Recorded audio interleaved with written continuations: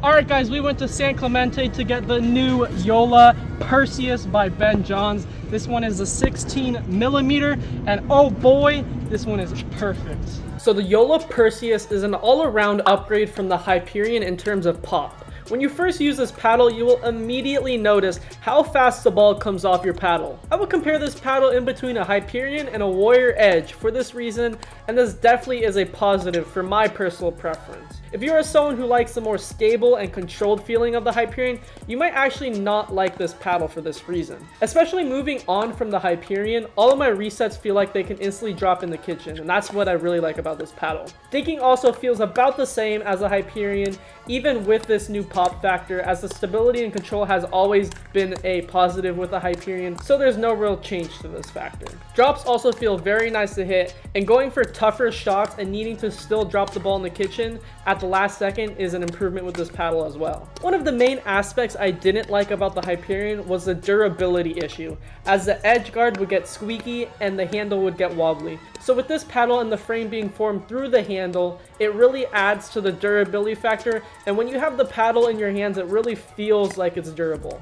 I've also not really got the chance to notice too many dead spots, as like I said, there is a big pop factor with this paddle, so net balls are usually because of things like footwork or just you were too lazy to get the ball. Moving on to volleys, this is one of my favorite parts about this paddle, as the ball really feels like it rockets off the paddle when hitting the ball out of the air. As you guys see from these clips, the balls have a lot of pace when they're volleyed, and I find it really hard finding opponents that do a good job when they're on the back foot to go back on the front foot when you're using this paddle. The spin factor is there, but I would actually rank the Hyperion a little bit more in terms of spin, just because of this pop factor with this paddle. Feels like they definitely went a little bit more power than spin, and it's clearly noticeable.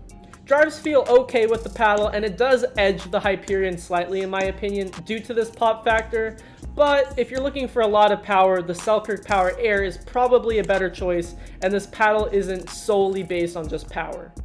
Now with the price of $250, I would personally buy this, but if you want to buy a paddle in the mid 150s, I mean, just go for the Warrior Edge, or you can go get like a carbon paddle. Those ones are kind of in the ballpark of the Hyperions and the Perseuses. But if the price is not a factor, you should definitely go for this paddle. I don't really have any complaints of it, and it seems to do everything pretty well. Now, ranking it out of 10, I would give this paddle a solid 9.8 out of 10.